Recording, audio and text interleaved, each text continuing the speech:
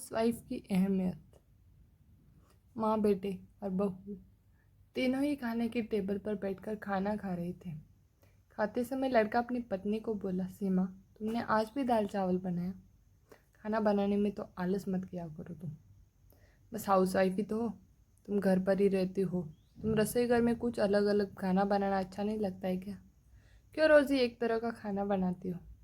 सीमा बोली, आज मैं बना ही वाली थी। मैं आज सूजी की खीर बनाने वाली थी, पर रसोई में सूजी खत्म हो गई। मैंने कल ही ऑर्डर किया था, पर अभी तक नहीं आया। कोई हरकत नहीं, मैं कल बनाऊंगी। रसोई घर में कुकर की सीटी बजती है और खाने के समय सीमा रसोई घर में आती है। रसोई घर से वापस आते वक्त डाइनिंग टेबल पर बैठकर सीमा बोली कि मैंने कुकर में आलू डाले। शाम को मैं आलू के वड़े बनाने वाली हूँ। ये सुनकर उसके सास की भी खुशी हुई। गोपाल बोला, अच्छा है, तुम दोनों को तुम्हारी पसंद की चीज़ें बनाने में और खाने में बहुत मज़ा आता है। ऐसे में दरवाजे की बेल बजी। सीमा वापस खाने के टेबल पर से उठी और दरवाज़ा खोला। डिलीवरी बॉय सूजी लेकर खड़ा था। पार्सल लेकर सीमा वापस खाने के टेबल पर खाना खाने के लिए बैठी। तभी माँ बेटे से बोली कि तूने अगर दरवाज़ा खोला होता तो फिर क्या होता? बेचारी ठीक से खाना भी अच्छे से खा नहीं सकती। तो बेटा बोला, सॉरी, मैं उठ नहीं सका, मुझे ऑफिस जाने के लिए देर हो रही है। फिर रूम में चला जाता है और सीमा को आवाज़ देता है, मेरी फाइल मिल नहीं रही है, तुम ढूंढ कर दो सीमा। फिर एक बार खाने की टेबल से उठने वाली थी और उसके तरफ जाने वाली थी, तभी सास ने उसे रोका। छोटा बच्चा नहीं है वो, खाओ तुम खाना। थोड़ी देर बाद रूम से गोपाल की आवाज़ आई, फाइल मिल गई। सास और बहू दोनों ही खाने के टेबल पर एक दूसरे की तरफ देखकर हंसने लगे। गोपाल ऑफिस जाने के लिए निकल गया। सीमा ने सारा काम खत्म किया। रात को आलू वड़ा खिचड़ी बनाती भी गई। खाना देख गोपाल और सास खुश हो जाते हैं। सीमा सब काम निपटा के सो जाती है। दूसरे दिन सुबह गोपाल उसके बेडरूम में फाइल ढूंढ रहा था और वो फाइल ढूंढने की वजह से बेडरूम पूरा अस्त व्यस्त कर दिया। गोपाल अकेले में बड़बड़ा रहा था, इस घर में कभी भी कोई चीज़ समय पर नहीं मिलती। इन औरतों को कोई काम नहीं होता, इसलिए दिन भर इधर का सामान उधर करती रहती है। उसके आवाज़ से सीमा वापस उसके रूम में आती है और रूम की बुरी हालत देखकर उसे गोपाल पर गुस्सा आता है। वो गोपाल को पूछती है, आप क्या कर रहे हो? तभी गोपाल बोलता है, मैंने तुम्हें पिछले दिन ही दी हुई फाइल पर कहा है। फिर सीमा तुरंत वो फाइल निकालती है और वो गोपाल को देती है। सीमा गोपाल को कहती है, इतना सारा सामान बिखरने से पहले मुझे एक बार पूछा तो होता।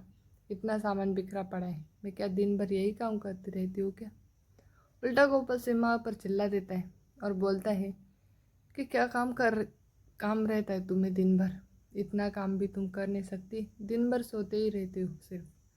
माँ के कहने पर हाउसवाइफ से शादी करके बहुत बड़ी भूल की मैंने, ऐसा बोलकर गोपाल ऑफिस के लिए निकल गया। पति पत्नी का बोलना माँ के कानों पर पड़ता है, जो गोपाल को पता नहीं था। माँ सीमा के पास जाती है, तभी सीमा रो रही होती है। कोई भी गलती नहीं होते हुए भी गोपाल उस पर चिल्लाया। यह उनको पता था, सीमा से वो बहुत प्यार करता है। सीमा भी उसे बहुत प्यार करती है। सास ने सीमा को शांत किया। फिर दोनों ने गोपाल को अच्छा सबक सिखाने के लिए प्लान बनाया। दूसरे दिन सुबह गोपाल नींद से जागा, तभी वह सीमा को चाय के लिए चिल्ला रहा था। तभी माँ नज़दीक के सोफे पर बैठी थी। वो बोलती है, सीमा घर पर नहीं, वो किसी काम के लिए अपने मायके गई है। गोपाल फ़ोन निकालता है और सीमा को फ़ोन करने लगता है। तभी माँ उसे रोकती है और बोलती है कि फ़ोन मत करो, वो मायके ही तो गई है, 2-3 दिन में आ जाएगी। गोपाल फ़ोन रख देता है और माँ को बोलता है कि माँ चाय। तभी माँ बोलती है, हाँ 2 कप बनाना, मैं भी पीऊँगी। इच्छा न होते हुए भी गोपाल चाय बनाने के लिए रसोई घर में जाते हैं। माँ सोफे से खड़ी होती है, बेटा गोपाल को पुकारती है। वो सोचने लगता है कि माँ उसे रोकेगी और खुद चाय बनाएंगी, पर माँ बोलती है, मेरी चाय में शक्कर कम डालना। गोपाल चाय बनाता है और चाय लेकर आता है। माँ और बेटा दोनों ही चाय पीते हैं। फिर माँ बोलती है, चाय अच्छी बनाई है, पर सीमा जैसी नहीं। वो चाय बनाती है तब तुलसी के पत्ते डालती है। उस समय की बात तो अलग ही होती है बेटा। कोई बात नहीं, अगली बार तुम चाय बनाओगे तब ध्यान में रखना। गोपाल उसकी माँ को देखते ही रह जाता है। थोड़ी देर बाद गोपाल उसकी माँ को बोलता है, माँ आज मैं मटर पनीर खाना चाहता हूँ। माँ फिर से गोपाल की तरफ देखकर बोली, अरे वाह, आज मेरा बेटा मटर पनीर बनाएगा और मुझे खाने के लिए देगा। अच्छा हुआ, बहुत दिनों से मटर पनीर खाने की इच्छा हो रही थी। तभी गोपाल बोला, अरे माँ, मटर पनीर आपको बनाने के लिए कहने वाला था। तभी उसे माँ बोली, नहीं बेटा, मेरे घुटने बहुत दुखते, मैं इतनी देर से रसोई घर में खड़ी नहीं रह सकती। तभी गोपाल उसका फ़ोन निकालता है और रेस्टोरेंट से ऑर्डर देने लगता है। तभी माँ उसे रोकती है और बोलती है, मुझे वो होटल का खाना पचता नहीं, मुझे गैस हो जाती है और तुम मुझे बाहर का खाना क्यों खिलाने वाले? शायद माँ से प्यार नहीं करते हो तुम गोपाल। तभी गोपाल खाना बनाने के लिए रसोई घर में जाता है। 1 घंटे बाद खाना तैयार होता है। तो थाली में खाना लेकर गोपाल उसके माँ के पास आता है। गोपाल ने दाल चावल बनाए हैं। ये माँ देखती है। गोपाल को बोली, अरे वाह बेटा, तुम मटर पनीर बनाने वाली था ना? गोपाल बोला कि माँ ये आसान बनाने के लिए। तभी माँ बोलती है, सीमा होती तो आज उसने मटर पनीर बनाकर मुझे खिला दिया होता। पर जाने दो, तुम्हारे हाथों का खाना बना हुआ खाना कहाँ मैं रोज़ खाती हूँ। ऐसा बोलकर माँ खाने की टेबल पर आकर बैठती है। चल दोनों साथ में खाना खाते हैं। गोपाल ने पहला निवाला मुंह में डाला ही था तब माँ उसे बोली, अरे बेटा, दाल में नमक कम है, जा और नमक लेकर आ। वो खाते खाते उठता है और रसोई घर में से नमक लेकर आता है और माँ को देता है। फिर से खाने के लिए बैठता है। तभी बीच में माँ खांसने लगती है और गोपाल को बोलती है, अरे बेटा, निवाला गले में अटक गया है, थोड़ा पानी लाना। गोपाल फिर खाते खाते उठा और पानी लाने गया। फिर वो पानी माँ को दे देता है। इस सब में गोपाल के चेहरे पर गुस्सा स्पष्ट रूप से दिख रहा था। गोपाल को अब समझ में आ रहा था कि वह सीमा के साथ जिस प्रकार बर्ताव कर रहा था उसे कितना बुरा लगता होगा। वो खुशी से करती थी। उसके चेहरे पर कभी भी कोई शिकन नहीं दिखी। वह ये सोचते सोचते खाना खा रहा था। माँ यहीं पर नहीं मानी।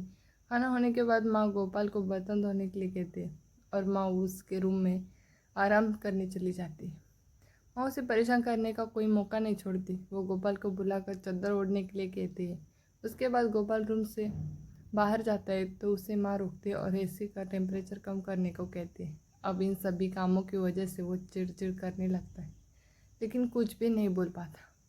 दूसरे दिन सुबह जल्दी उठ जाता है। उसे ऑफिस जाना होता है, इसलिए वो जल्दी जल्दी सब्जी काटता है, पर उसका ध्यान सब्जी की तरफ नहीं होता। वो सीमा का विचार कर रहा था। वो सोच रहा होता है, हाउसवाइफ का काम आसान होता है, ऐसा मुझे लगता था, पर सच में वैसे नहीं है।